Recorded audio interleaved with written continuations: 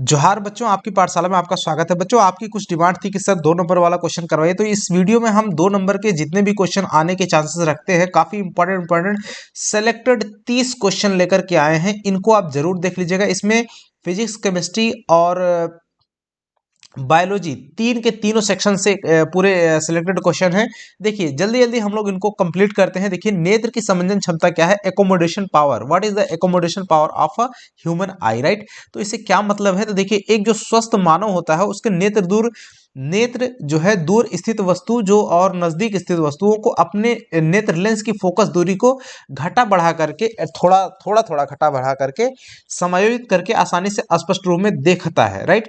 तो मानव की जो स्पष्ट रूप से देखने की क्षमता होती है नेत्र की संवेदन क्षमता कहलाती है।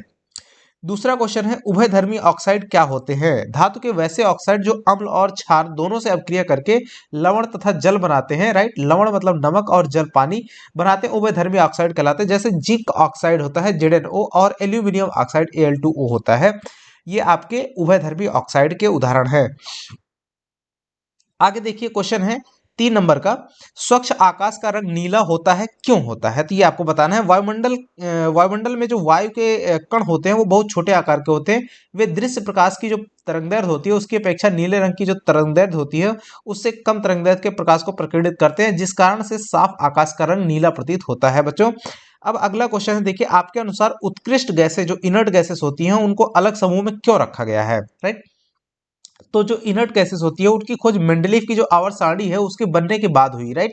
इसी वजह से ये जो और साथ ही साथ में ये अभिक्रियाशील नहीं होती हैं, यानी किसी से अभिक्रिया नहीं करती। क्यों? क्योंकि इनका अष्टक यानी कि लास्ट का जो सेल होता है वो पूर्ण होता है, भरा होता है। इसलिए मेंडलीव के आवर्त सारणी को छेड़छाड़ किए बिना यानी उसको डिस्टर्ब ना किए बिना इसे एक अलग समूह में रख दिया गया। 5 नंबर क्वेश्चन है, मानव वृषण के कार्य क्या है? कोई 2 कार्य लिखिए। तो शुक्राणु का निर्माण करना और टेस्टोस्टेरोन हार्मोन को स्रावित करना, ये 2 प्रमुख मेजर काम है। 6 नंबर क्वेश्चन देखिए, नदी पर बांध बनाने से क्या लाभ है? कोई 2 लाभ लिखना है। तो देखिए, पहला लाभ होता है सिंचाई के लिए सहजता से जल उपलब्ध हो जाता है, और दूसरा है कि पन बिजली यानी पानी से बिजली का उत्पादन होता है। ये बहुत बड़ा लाभ है। देखिए, 2 इंपॉर्टेंट लाभ आपको बता दिए। 7 नंबर क्वेश्चन, प्राकृतिक संसाधन क्या है? तो बच्चों, जल्दी जल्दी से आप अपने मित्रों दोस्तों तक शेयर करते रहिएगा और वीडियो को जरूर लाइक करते रहिएगा। चलिए अगले क्वेश्चन इसको देखते हैं। प्रकृति में उपलब्ध पदार्थ या संसाधन जिनका उपयोग मनुष्य अपने जीवन और विकास के लिए करता है प्राकृतिक संसाधन कहलाते हैं। जैसे जल, वायु, मिट्टी, फसल, पेड़ पौधे, खनिज, ऊर्जा संसाधन इत्यादि। देखो बच्चों, इसको बनाने में मुझे लगभग 1.5 से 2 घंटे लग गए हैं। मैं तब से लगातार इसमें कंटेंट तैयार कर रहा हूँ, इसको बना रहा हूँ। तो प्लीज वीडियो को लाइक जरूर करते रहेगा और अपने दोस्तों के साथ में शेयर करते रहेगा, चाहे ताकि उनको भी थोड़ा सा इसका लाभ मिल सके। बढ़िए अगले क्वेश्चन पे। देखिए, रुधिर के कोई 2 कार्य लिखिए। रुधिर मतलब ब्लड होता है, ब्लड का कोई 2 काम लिखना है। तो देखिए, पहला काम है ऑक्सीजन का परिवहन यानी सर्कुलेशन करना, और दूसरा है श्वसन के टाइम पे जो कार्बन डाइऑक्साइड होती है उसको वापस फेफड़ों तक जो है वापस लेकर के आने का काम होता है।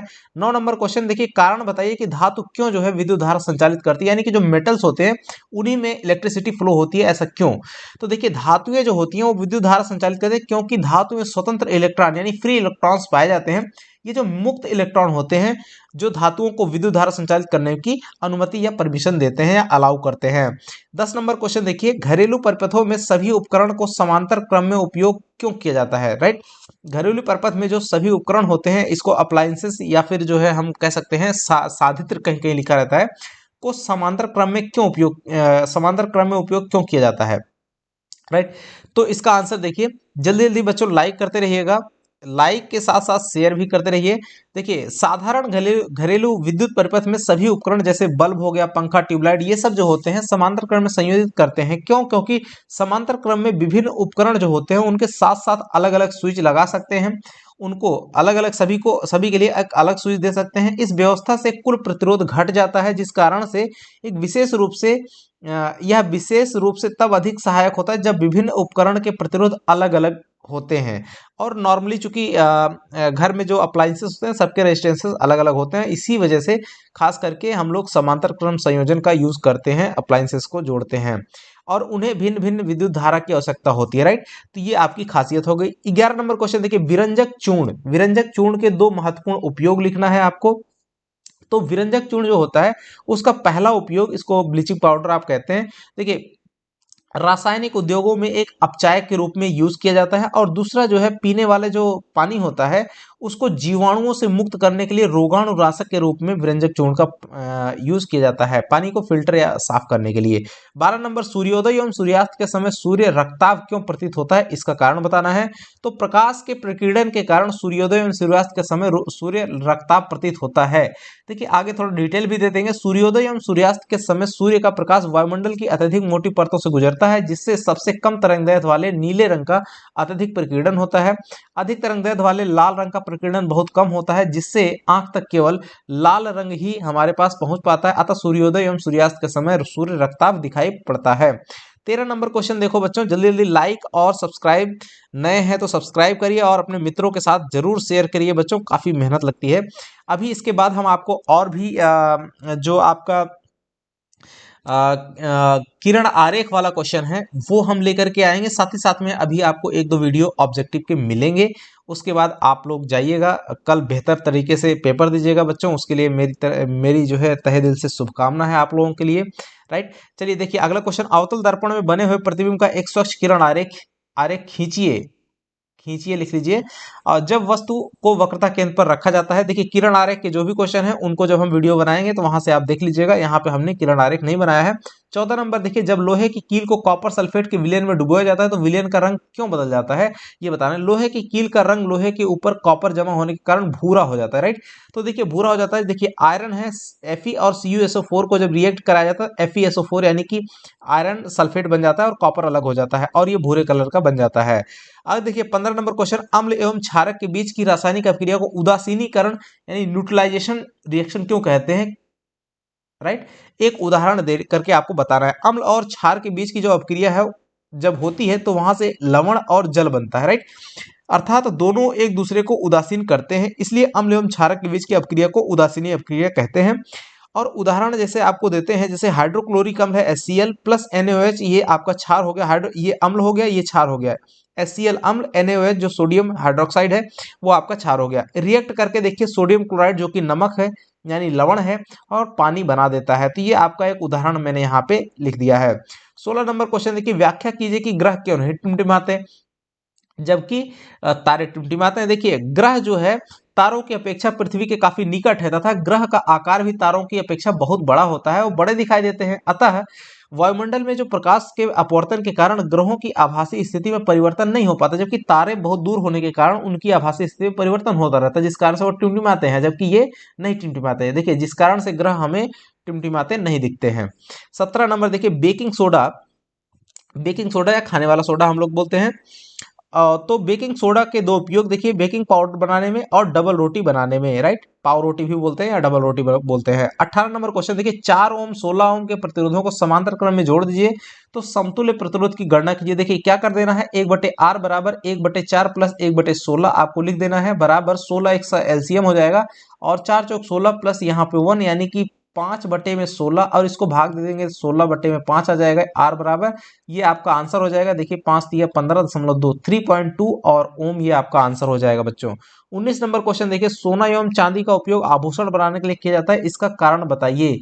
राइट, तो इसका आपको कारण बताना है। तो यहां से देखिए इसका आंसर लिखा हुआ है, सोना एवं चांदी अत्यधिक आघातवर्धनीय। आघातवर्धनीय का मतलब होता है कि इसको पीट करके बहुत लंबा खींचा जा सकता है। राइट, और तन्य का मतलब होता है कि पतले तार के रूप में बदलना। ये दो क्वालिटीज होती हैं किसकी, मेटल्स की। तो सोना और चांदी दो धातुएं हैं, लेकिन बड़ी खास धातुएं हैं जिनका आभूषण बनाने में यूज किया जाता है। देखिए इसकी तन्यता इतनी ज्यादा होती है कि जिसके कारण इसे पतली से पतली तार खींची जा सके। शुद्ध सोना और चांदी जो है काफी नरम होते हैं, सॉफ्ट होते हैं, इसमें उच्च चमक होती है यानी हाईली ये जो है साइन करते हैं और धातु के अपेक्षाकृत कम अभिक्रियाशील होते हैं और धातुओं के अपेक्षाकृत कम अभिक्रियाशील होते हैं। क्यों, क्योंकि जब हम इनको पहनते हैं, गहनों के रूप में पहनते हैं, तो हमारे स्किन के साथ में ये रिएक्शन कम करते हैं, क्योंकि और जो मेटल्स होती हैं वो ज़्यादा हाईली रिएक्टिव होती है मोर देन सोना और चांदी। देखिए 20 नंबर, प्रकाश के परावर्तन के नियम को लिखिए। काफी इंपॉर्टेंट क्वेश्चन है। आपतित परावर्तित किरण एवं आपतन बिंदु पर डाला गया अभिलंब तीनों एक ही समतल में होते हैं। और दूसरा नियम क्या है, आपतन कोण I और परावर्तन कोण R दोनों बराबर होते हैं। 21 नंबर क्वेश्चन देखिए बच्चों, जल्दी जल्दी लाइक करते रहिए और शेयर भी जरूर करते रहिएगा। देखिए, किन परिस्थितियों में पौधों में समुचित परिवहन तंत्र की उपस्थिति आवश्यक हो जाती है। देखिए, पादपों की जो जड़ें होती हैं वो मृदा से जल तथा घुले लवणों को का अवशोषण करती हैं, यानी एब्जॉर्ब करती हैं, सोखती हैं, जिसकी आवश्यकता पादप को मृदा से ऊपर वाले हिस्सों को होती है। अतः इन पदार्थों को जड़ से तना व पत्तियों तथा पुष्पों तक परिवहन आवश्यक है। 22 नंबर क्वेश्चन देखिए, पोषी स्तर क्या है। राइट, एक आहार श्रृंखला का उदाहरण दीजिए तथा इसमें विभिन्न पोषी स्तर को नामांकित कीजिए। ये क्वेश्चन आपको ऑलरेडी वीडियो पे पड़ा हुआ है, आप जाकर के वहां से देख लीजिएगा। 23 नंबर देखिए, परितंत्र में अपमार्जकों की क्या भूमिका है। राइट, तो ये काफी सिलेक्टेड क्वेश्चन है। अपमार्जकों को प्राकृतिक सफाई एजेंट कहते हैं।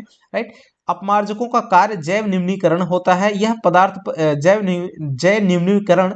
निम्नीकरण यानी कि जो मटेरियल्स होते हैं उनको तोड़ करके फिनिश करना एक प्रकार से ये काम होता है। यह पदार्थ पर होता है। ये है उन पदार्थों को सरल पदार्थ में तोड़ते हैं। इस प्रकार अपमार्जक वातावरण में संतुलन बनाने का कार्य करते हैं तथा एक महत्वपूर्ण भूमिका अदा करते हैं। अगला क्वेश्चन है, उत्तल लेंस में बने हुए प्रतिबिंब का एक स्वच्छ किरण आरेख। तो भैया किरण आरेख वाला क्वेश्चन, अभी किरण आरेख हम जब देंगे वहां पर आप उसको जाके देख लीजिएगा। 25 नंबर का क्वेश्चन, प्लास्टर ऑफ पेरिस किस प्रकार तैयार किया जाता है। इसके कोई दो उपयोग, काफी इंपॉर्टेंट क्वेश्चन है। देखिए, जिप्सम को 373 डिग्री आपको गर्म करके या 100 डिग्री सेल्सियस गर्म करके प्लास्टर ऑफ पेरिस बनता है। राइट, तो यहाँ पे 373 डिग्री आपको गर्म करना है। तो देखिए, CaSO4 ये आपका क्या होता है, शुद्ध जिप्सम होता है। इसको जैसे आपने इस टेम्परेचर पे गर्म किया तो CaSO4 इंटू हाफ H2O बन जाता है। इसका 3/4 पार्ट जो है वो निकल जाता है पानी का गर्म करने पे, तो आपका 1/2 H2O बच जाता है। आगे देखिए, इसका यूज क्या लिखना है, चिकित्सा में टूटी हुई हड्डियों को प्लास्टर करने में, और दूसरा है मूर्तियों के लिए सांचे बनाने में किया जाता है। 26 नंबर क्वेश्चन देखिए, किसी विद्युत परिपथ में लघु पतन यानी शॉर्ट सर्किट कब होता है। विद्युत परिपथ में जब गर्म तार ठंडा तार के संपर्क में आ जाते हैं, जिससे परिपथ का प्रतिरोध शून्य हो जाता है और उसमें अत्यधिक धारा प्रवाहित होने लगती है, इसे लघु पतन, यहां लिख लीजिएगा, लघु पतन कहा जाता है। चलिए 27 नंबर क्वेश्चन देखिए बच्चों, संतृप्त और असंतृप्त हाइड्रोकार्बन में कोई दो अंतर लिखिए। बहुत इंपॉर्टेंट क्वेश्चन है, वेरी वेरी इंपॉर्टेंट। संतृप्त हाइड्रोकार्बन हेडिंग डालेंगे यहाँ पे, दो अंतर इसमें लिख दिया है। संतृप्त हाइड्रोकार्बन क्या होते हैं, पूर्ण दहन की प्रक्रिया होती है इसमें, जबकि दूसरा क्या लिखा है, संतृप्त हाइड्रोकार्बन में सभी परमाणु एकल बंध के द्वारा, यहाँ बंध लिख दीजिएगा, बंध के द्वारा जुड़े होते हैं। जबकि असंतृप्त हाइड्रोकार्बन देखिए, इसमें अपूर्ण दहन होता है, इसमें पूर्ण दहन होता है जबकि इसमें अपूर्ण दहन। असंतृप्त हाइड्रोकार्बन में कोई दो कार्बन परमाणु द्विबंध के द्वारा अथवा त्रिबंध के द्वारा जुड़े होते हैं। राइट, यानी कि जो संतृप्त होते हैं वो सिंगल बॉन्ड के साथ में, और डबल और ट्रिपल बॉन्ड के साथ में कौन जुड़ा रहता है, असंतृप्त हाइड्रोकार्बन। चलिए 28 नंबर देखिए, 30 सेंटीमीटर वक्रता त्रिज्या वाले किसी उत्तल दर्पण से कोई बिंब 20 सेंटीमीटर दूरी पर रखा है, प्रतिबिंब की स्थिति अथवा आवर्धन ज्ञात कीजिए। तो यहाँ पे कह रहा है उत्तल दर्पण के सामने कोई बिंब रखा है, तो U बराबर आपका माइनस का कितना हुआ, 30 सेंटीमीटर, 30 सेंटीमीटर ले लेंगे। और क्या कह रहा है, कोई बिंब 20 नहीं, यहाँ पे वक्रता त्रिज्या R है ये। राइट, ये R है आपकी, कितनी है, 30 सेंटीमीटर। और यहां से U बराबर कितना है, माइनस का 20 सेंटीमीटर। R है इतना, तो F बराबर कितना हो जाएगा बच्चों, यहां से F बराबर आपका 1/R R/2 हो जाएगा। तो यहां से R है आपका 20, तो R है आपका 30, तो 30 का आधा यानी कि 15 सेंटीमीटर ये हो जाएगा F।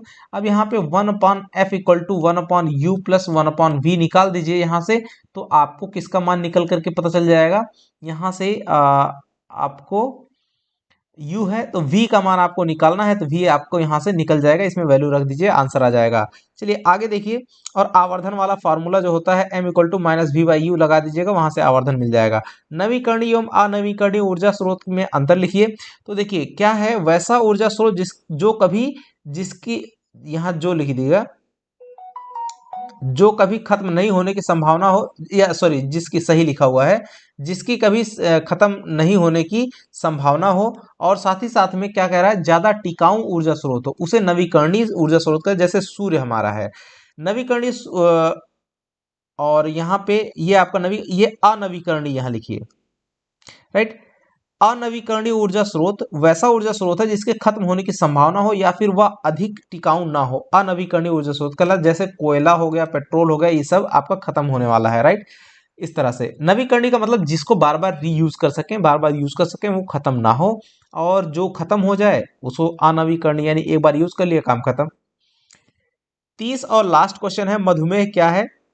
इंग्लिश में डायबिटीज कहते हैं बच्चों इसी को। यह क्यों होता है? तो मधुमेह एक प्रकार की बीमारी है जो मानव मानव रक्त में ग्लूकोज जो होता है उसकी मात्रा बढ़ जाने से होती है भैया। तो इसी को शुगर भी कहते हैं, देहाती भाषा में आपने ये भी सुना होगा। ठीक है बच्चों, आई होप कि आपको ये वीडियो काफी लाभप्रद साबित होगा। ठीक है, मिलेंगे जल्द ही अगले वीडियो के साथ में। नमस्कार।